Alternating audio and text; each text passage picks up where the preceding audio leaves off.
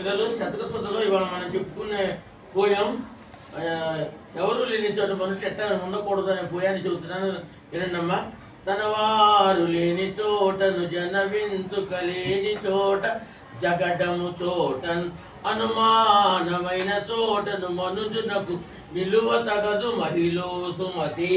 పిల్లలు మంచి బుద్ధి గలవాడా, తన వారు ఎవరు లేని చోట, తన మాట చెల్లుబారి కాని చోట, కొట్లాట్లు ఉన్న దగ్గర అనుమానంగా మనిషి అనిపించినప్పుడు ఆ స్థలంలో మనుషులు నివసించరాదు. మనకి ఏదైనా కష్టం వచ్చింది అనుకోవచ్చు, మన వాళ్ళు ఎవరైనా ఉంటే కదా మనకు వచ్చి హెల్ప్ చేస్తారు, అవునా కదా? ఎవరు అక్కడ మన అడవిలో వెళ్ళి బ్రతకగలమా ఏంటి? జంతువులతో మనం సహజీవనం చేయలేం కదా నాన్న.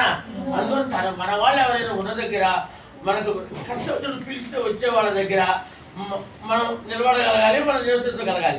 లేకపోతే మనం బ్రతకడం కష్టం అవుతుంది కదా. మనుషులు ఎవరు లేని చోట నివసించకూడదు. ఎక్కడైనా డౌట్ ఉంటే వీళ్ళు మంచివాళ్ళు కాదన్నది కూడా అక్కడి నుంచి లేచి అవతలకి వెళ్ళిపోయి దూరంగా బ్రతకాలి. మనం మనుషులు అందరూ ఐకమత్యంగా ఉన్న దగ్గరే మనం బ్రతకాలని దీని అర్థము. ఓకేనా?